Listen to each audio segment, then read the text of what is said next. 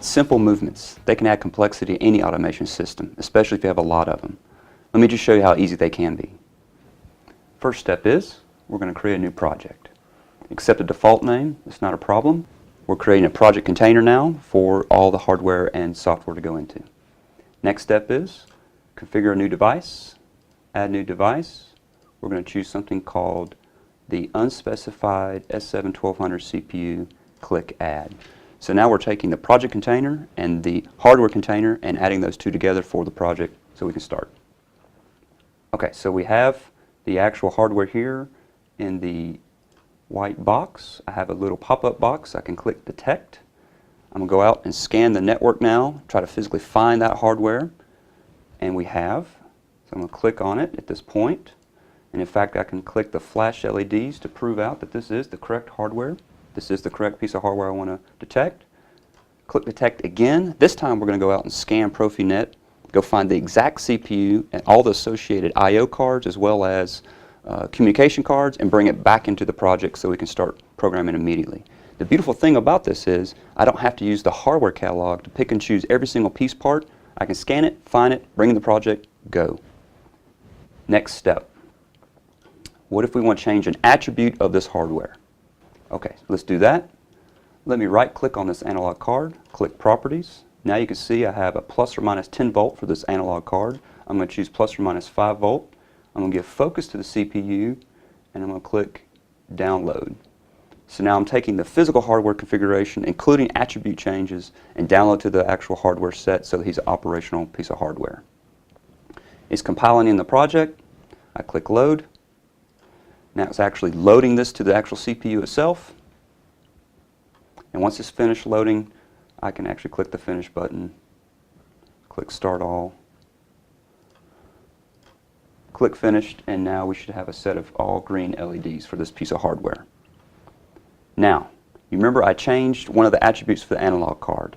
So that means I could actually turn this analog potentiometer and you see we actually have red LEDs across this. I went beyond the 5 volts. One thing you can do immediately is I can actually go online with the CPU, give focus to it, click the online button. Now that we have orange bars across all the physical software, you can actually tell that we have been online with this hardware set. And you can see all the red wrenches here. I can actually go down to the module level and I can see that there's something going on with this analog card. At this point, I can double click on online and diagnostics and go to the diagnostic buffer. And as you can see, we have a high limit exceeded with the wrench for the actual output of this analog card. So if I go back and solve the problem, turn the switch back, now it's an outgoing message and the issue is solved.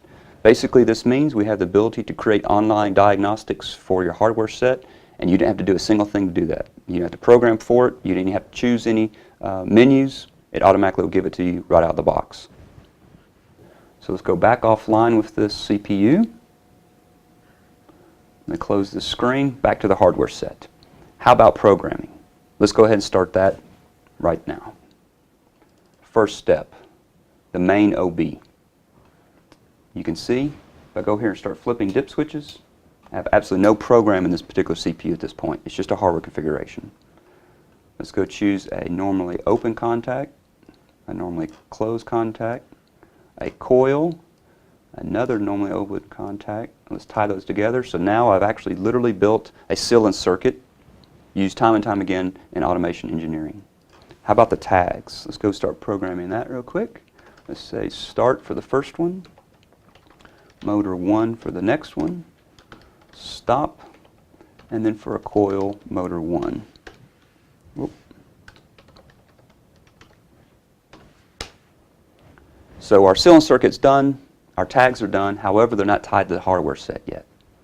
So next thing I can do is do a split screen, give focus to the CPU, go to 400%, And as you can physically see here, the hardware set has the associated bits of the actual points. Well, guess what? I can drag and drop that start directly to that point. There's the start. There's the stop. There's the motor 1. Our code is now complete. I did it in just a matter of seconds. I can drag and drop between multiple editors. That's engineering efficiency.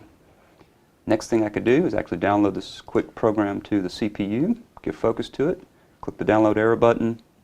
Now it's compiling in the background. Click the load button. Now it's actually going to load it to the CPU, and then click finished. And once this LED goes green, you can see that my standard ceiling circuit is complete. Okay, we've done our standard ceiling circuit. How about user-defined function blocks? We have the ability from a global library standpoint to create anything you want to from a programmatic standpoint, add it to the library, and reuse it over and over and over again. That way you can create engineering efficiencies in your daily work. Let's do exactly that. Let me close this. Let me click on libraries, drop this down, and you can see I have something called the AT1 simple movements. There's a wiper control block here. Let me drag this into the project. I'm just going to accept the default data block, no problem. Next thing we can also do is not only can I take a function block, the potential associated tags, you can reuse those over and over again, save those to the global library as well. Let me go grab the wiper control tags, pull it into PLC tags. Now we have the tags in the block. All I can do is associate them together, and we can move forward. There's the right wiper. There's the left wiper. Here's the counterclockwise as well as run wiper. Next thing we can do within the same editor, I can go grab the actual coil from the ceiling contact, hit Control, drag that down to the start, and I can actually use interoperability between lines of code in a single editor. Our code is complete. If I give focus back to the CPU, click the download arrow button, it's going to compile this in the background. Once it's finished compiling, I can click load. Now it's actually going to load that code to the CPU. Click finished. And at this point, I have a fully functional wiper control system, and I did it in less than 10 minutes. Now that's engineering efficiency.